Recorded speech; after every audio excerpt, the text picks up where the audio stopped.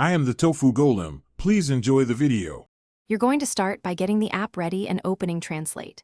First, make sure your iPad runs a compatible iPad OS release and that microphone access is allowed, otherwise live speech won't work.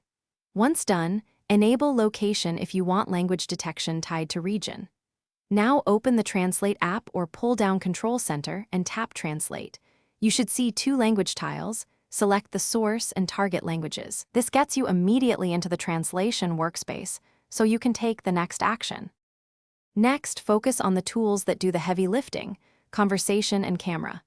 Tap conversation, hand the iPad to the other speaker if needed, then press the microphone, speak naturally, and the app will translate aloud and display text. For signs or printed text, tap camera, frame the text, and scan. Translate results appear over the image.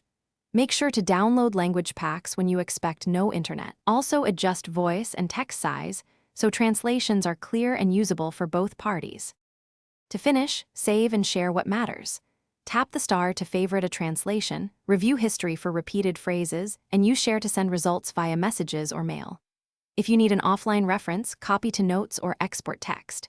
If something goes wrong, first check microphone and background app permissions in settings, then force quit and reopen Translate, and if audio or camera still fails, restart the iPad or reinstall the app.